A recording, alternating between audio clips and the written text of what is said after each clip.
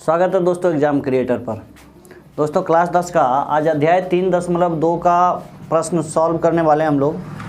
इसमें है दिया हुआ दोस्तों कि अनुपातों का तुलना करके हमें बताना है निम्न ये जो लिखा ग्राफीय विधि, बीजगणितीय विधि और अन्य स्थितियों से पता करना है कि किस तरह का हल है वो। तो आइए समझते हैं इसको।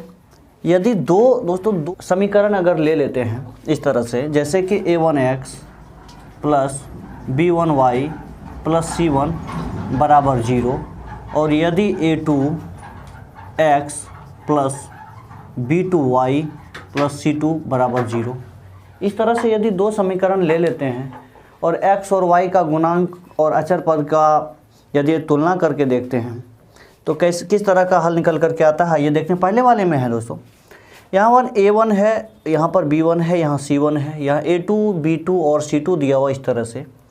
यदि दोस्तों आप a1 का क्या इस तरह से अगर कोई समीकरण जैसे कि 2x प्लस 3y प्लस 5 लिखा हुआ बराबर 0, दूसरा अगर 3x प्लस 2y प्लस 6 बराबर 0 है, तो यहाँ ध्यान दीजिएगा ये समीकरण को लेते हैं और तुलना करके देखते हैं। पहले तो इसको समझिए ऊपर वाले को, यहाँ लिखा हुआ a1 अब बट्टे a2 करके देखिए क्या आ रहा है। a1 बट्टे a2 करके देख रहे हैं तो इसका अगर तुलना करके देखते हैं, a1 इसका कितना है 2 है, a2 कितना होगा 3 होगा। यदि वही b1 की वैल्यू b बट्टे b2 लिखते हैं, b1 की वैल्यू कितना है 3 है, b2 की वैल्यू कितना है 2 है, तो 3 बट्टे 2।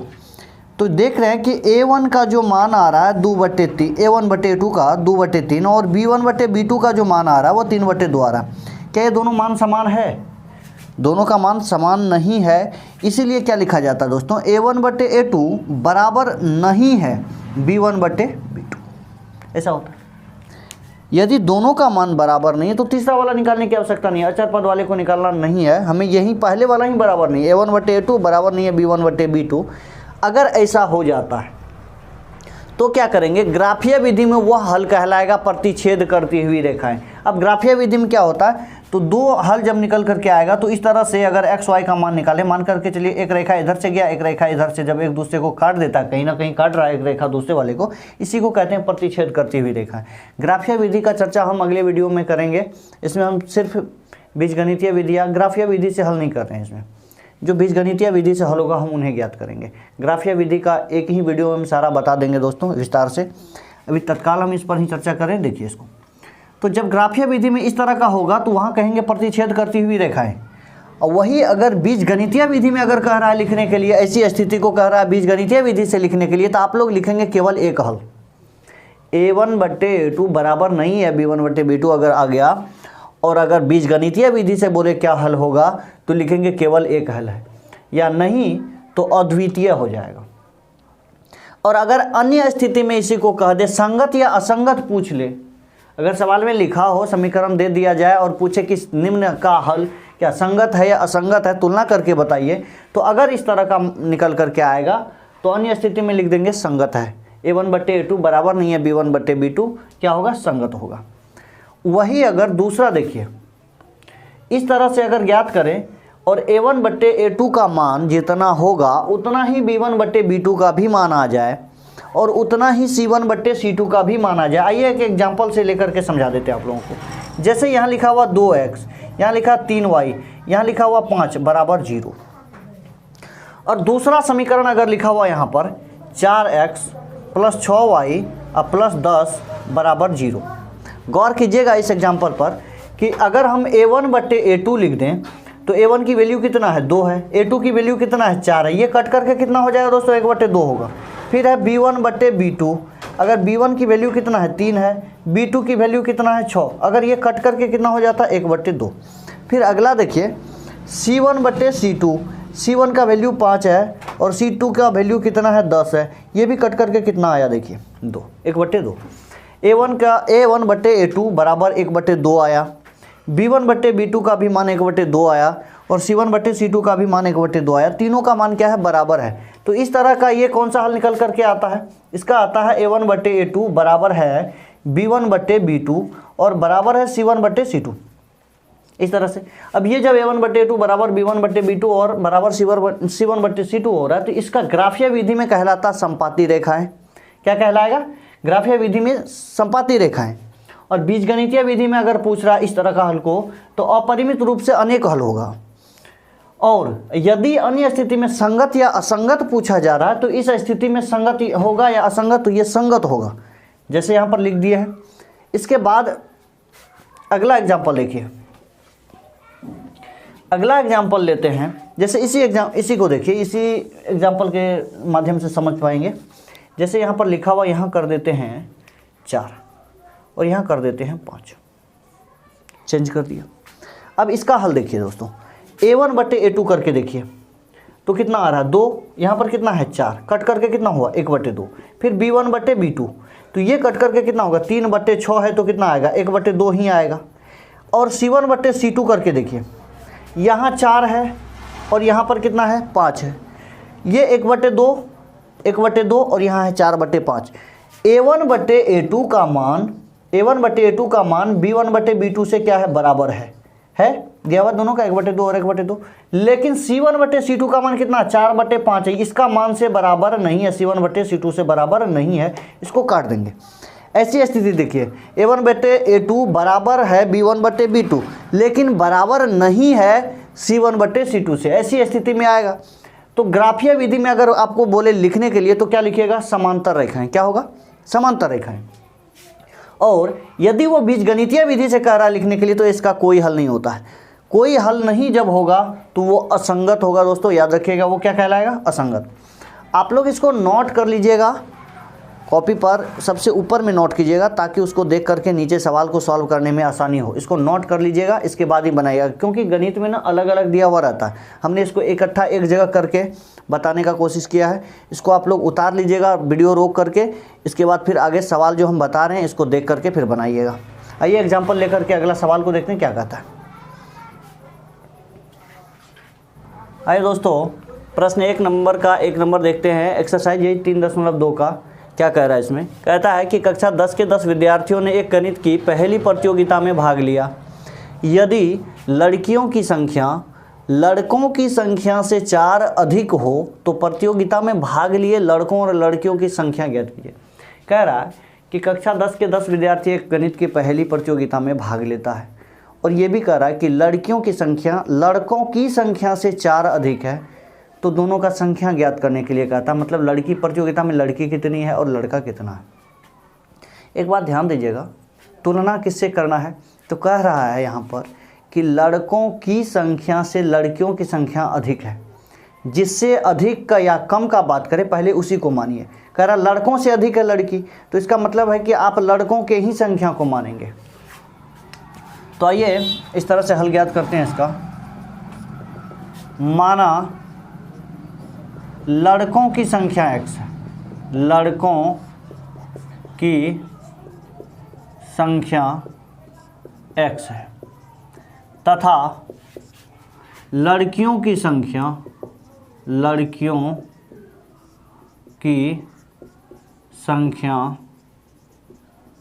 y है। लड़कों की संख्या x और लड़कियों की संख्या y माना। अब दोस्तों ये दिया हुआ प्रश्न में कि दोनों को अगर जोड़ा जाए तो दोनों का कुल मान कितना आएगा, 10 आएगा, क्योंकि दोनों से मिला करके 10 है। तो x का भी मान मतलब लड़कों का संख्या जोड़ लड़कियों की संख्या मिला करके कितना है, 10 है। आप समीकरण 1 मान लीजिए इसको। पुनः प्रश्न से देखिए क्या कह रहा है इसमें। अगर यहाँ पर x लिखे और यहाँ y लिखे, ध्यान दीजिएगा बात पर, एक तरफ हमने लड़का का संख्या रखा, एक तरफ हमने लड़कियों का संख्या। कहा जा रहा प्रश्न में कि 4 अधिक है लड़की, ये लड़की का है संख्या और ये लड़का है, लड़का से लड़की 4 अधिक है। तो अभी अगर ये तुलना देख रहे हैं तो ध्यान दीजिएगा कि ये 4 अधिक है, अभी ये दोनों बराबर नहीं है। ये y का मान जो है लड़कियों की संख्या 4 अधिक है, प्रश्न नहीं कह रहा है। तो अगर इसको बराबर करना है तो क्या करना होगा, लड़का में या तो 4 जोड़ दीजिए या लड़की में 4 घटा दीजिए, तब बराबर होगा। तो यहाँ पर लड़का में ही हमने 4 जोड़ दिया है, तो इस तरह से या x ये y को इधर कर दीजिए माइनस में बराबर -4, ये 4 को उधर कर देंगे, ये हो गया समीकरण 2। तो अगर इसमें विलोपन विधि से हल ज्ञात करें तो इसमें कुछ गुणा भाग करने की आवश्यकता नहीं है। गुणा इसलिए करते हैं ताकि बराबर हो, तो बराबर तो है ही, देखिए यहाँ पर x प्लस में x प्लस में, यहाँ पर y प्लस में और ये y माइनस में। गुना अगर नहीं करना है जोड़ या घटा तो इसमें जोड़ कर देंगे, y कट जाएगा इसमें, देखिए ये y प्लस में ये y माइनस में। तो कटेगा कब? जब हमें चिन्ह परिवर्तन नहीं करना है। चिन्ह कब परिवर्तन नहीं करेंगे? तो जोड़ने पर लिखेंगे, समीकरण 1 तथा 2 को जोड़ने पर। तो यहाँ पर y कट जाएगा दोस्तों। पहले तो कभी हमने जो विलोपन विधि से ज्ञात किया था तो उसमें x वाले का कटता था, इसमें हम y वाले को काटेंगे। लेकिन समीकरण 1 तथा 2 को जोड़ने पर, समीकरण 1 तथा 2 को जोड़ने पर इस तरह से ऊपर लिखा हुआ x प्लस वाई बराबर 10 है और x माइनस वाई बराबर माइनस का 4 है। इसमें चिन्ह बदलना नहीं है क्योंकि हमने लिखा है जोड़ने पर, तो चिन्ह नहीं बदलेगा, कुछ नहीं होगा इसमें, सीधे y कट जाएगा, प्लस माइनस कैंसिल हो जाएगा। यहाँ x हो गया 2x, अब बराबर 10 में 4 जाएगा, बचेगा 6। तो x बराबर होगा 6 बटे अगर 2 लिखते हैं तो बराबर आएगा 3। अब ध्यान दीजिएगा, ये x बराबर 3 जो आया है लड़कों की संख्या है, तो लिखेंगे समीकरण 1 में, तो y का मान भी निकलना जो लड़कियों का संख्या को बताता है। तो लिखेंगे समीकरण 1 में x का मान रखने पर जब इसका मान रखेंगे क्या है, x प्लस वाई बराबर लिखा हुआ है 10, या x का वैल्यू निकल कर क्या आया 3 प्लस वाई बराबर 10, इसीलिए y बराबर 10 और माइनस 3, ये 3 प्लस में उधर माइनस में हो जाएगा, बचेगा 7। तो y बराबर कितना हुआ 7। अब लड़कों की संख्या 3 है और लड़कियों की संख्या 7 है। प्रश्न जो कह रहा है उसी अनुसार से देखिए कि लड़कों की संख्या से 4 अधिक है लड़कियों की संख्या। तो देखिए लड़का का संख्या कितना है 3, 3 में 4 जोड़ दीजिए तो लड़की का संख्या निकल करके आएगा, 3 में 4 जोड़ने पर होगा 7। तो ये है दिया हुआ, तो 7 आ रहा है। उम्मीद है ये समझ में आ गया होगा दोस्तों, आप लोग नोट कर लीजिए, फिर अगले सवाल को देखते हैं। दोस्तों एग्जाम्पल क्वेश्चन 2 को देखते हैं क्या कह रहा है। इसमें है कि 5 पेंसिल तथा 7 कलमों का कुल मूल्य 50 रुपया है, जबकि 7 पेंसिल तथा 5 कलमों का कुल मूल्य 46 रुपया है। तो कह रहा है 1 पेंसिल तथा 1 कलम का मूल्य। यहाँ पर अधिक संख्या में कलम और पेंसिल का मूल्य दिया हुआ है और टोटल दिया हुआ 50 या फिर 46। तो आप एक एक करके या तो 1 पेंसिल और 1 कलम का मूल्य को मानेंगे। आइए करके देखते हैं इसमें। तो इसमें है माना 1 पेंसिल का मूल्य, 1 पेंसिल का मूल्य x रुपया तथा 1 कलम का मूल्य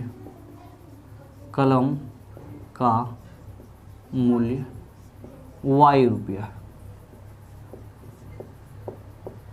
अब 1 पेंसिल और 1 कलम का मूल्य हमने मान लिया एक, तो क्या करेंगे, यदि मेरे पास में 1 पेंसिल और 1 कलम का मूल्य आ गया है तो इसको इस तरह से कीजिए। जैसे आपको एक एग्जांपल देते हैं, अगर आपके पास में 1 पेंसिल है उसका मूल्य 2 रुपया है और 2 रुपया, अब क्या किए कि आप 5 पेंसिल और ख़रीद लिया, फिर 5 पेंसिल आपने कुल ख़रीद लिया है। तो यदि 1 का दाम 2 रुपया है तो 5 का कितना हो जाएगा, तो संख्या को 1 का मूल्य से गुना करें, 5 दूना 10, इस तरह से 10 रुपया निकल करके आता है। तो आइए 1 का मूल्य को उसके संख्या से गुना करा देंगे तो निकल करके आ जाएगा। तो प्रश्न से लिखेंगे 1 पेंसिल का मूल्य x रुपया, तो उन्होंने कितना पेंसिल खरीदा था, 5 पेंसिल, तो 5x प्लस साथ में 7 कलम खरीदा था, 1 कलम का मूल्य y रुपया, तो 7 कलम का कितना हो जाएगा, तो 7y। और जब ये 5 पेंसिल और 7 कलम खरीदा तो उन्होंने 50 रुपया दिया था। यह समीकरण 1 हो गया। तथा दूसरा समीकरण क्या कहता है, दूसरा है दिया हुआ कि 7 पेंसिल, इस बार 7 पेंसिल खरीदा और 5 कलम खरीदा है, तो 1 पेंसिल का x रुपया, तो 7 पेंसिल का कितना हो जाएगा, 7x। तो इस तरह से लिखेंगे 7x प्लस बाद में 5 कलम खरीदा तो 1 का y रुपया, तो 5 का कितना हो जाएगा, 5y बराबर कितना रुपया दिया, 46 रुपया। ये हो गया समीकरण 2। यदि आप ये विलोपन विधि से हल ज्ञात करेंगे तो इसमें क्या करना होगा, समीकरण 1 में इस 7 से गुना कर देंगे और ये समीकरण 2 में ये वाला 5 से गुना कर देंगे। आप चाहे तो समीकरण 1 में ये 5 से गुना करा सकते हैं और समीकरण 2 में ये 7 से, या तो a1 a2 लेकर के गुना करेंगे या b1 b2 को लेकर के गुना करेंगे। तो आइए A1 और A2 को लेकर के ही गुना करते हैं। तो लिखेंगे समीकरण 1 में ये 7 से गुना करेंगे, 7 से, तथा समीकरण 2 में ये है 2 और 2 में 5 से गुना कर घटाने पर, किसको घटाना है दोस्तों? 2 को घटाना, समीकरण 2 को एक में घटाना है। तो 7 से गुना करेंगे, 7 पचे हो गया 35x प्लस 7 सते हो जाएगा 49y बराबर 7 पचे 35, 350 आएगा। फिर 7 पचे हो जाएगा 35x प्लस ये 5 से 5 का गुना कर देंगे 25y और बराबर हो जाएगा 6 पंचे 30 हो गया, 5 20 और 3 23 हो जाएगा, इतना आएगा 230। ठीक है, अब इसका घटाने पर लिखें तो चिन्ह को क्या करेंगे? चेंज कर देंगे, परिवर्तित कर देंगे। यहाँ पर प्लस में है तो माइनस में लिखेंगे, यहाँ प्लस है तो यहाँ भी माइनस और यहाँ प्लस है यहाँ भी माइनस हो जाएगा। अब ये 35 से x प्लस में और माइनस में ये कैंसिल हो जाएगा इस तरह से। अब 49y में 25y चला जाएगा, बचेगा 24y और 0 इधर 350 में 230 को माइनस कर दीजिए तो इस तरह से निकल कर के आएगा 120। इसीलिए y बराबर 120, अब बट्टे में क्या लिखेंगे? 24। तो 24 पंचे 120 मतलब 5, y की वैल्यू निकल करके आया 5। ये y का वैल्यू क्या लिए थे हमने? एक कलम का मूल्य, मतलब एक कलम का मूल्य 5 रुपया हुआ। अब लिखेंगे समीकरण 1 में y का मान रखने पर, चाहे तो आप समीकरण 2 में भी रखेंगे तो उतना ही आएगा, समीकरण 1 में भी रखेंगे तो उतना ही आएगा x का मान। समीकरण 1 में y का मान रखने पर, तो समीकरण 1 कितना दिया हुआ है? 5x है प्लस 7y बराबर 50, या 5x प्लस 7 गुना y का मान 5 है बराबर 50 हो गया। आइए यहाँ लिख करके देखते हैं इसको। 5x है लिख देंगे, प्लस 7 को 5 से गुना कराइएगा 35 और दूसरी तरफ है 50 लिखा हुआ, या ये 5x बराबर हो जाएगा ये 50 यहाँ लिखेंगे, 35 उधर चला जाएगा माइनस में, तो 50 में 35 जाएगा, बचेगा 15। इसीलिए x बराबर, ये 5x बराबर 15 है, तो 5x के साथ गुना में तो दूसरी तरफ भाग में होगा, तो 15 के नीचे लिख देंगे इस तरह से 15 बटे 5, 5 तिया 15, 3, x बराबर 3 आया और y बराबर 5 आएगा। देखिए इसमें जो हमने एक पेंसिल का मूल्य माना था x, तो आया 3, और एक कलम का मूल्य माना था y, वो आया 5, मतलब एक पेंसिल का मूल्य 3 रुपया और एक कलम का मूल्य 5 रुपया। उम्मीद है दोस्तों ये वाला सवाल समझ में आ गया होगा, आप लोग नोट कर लीजिए इसको।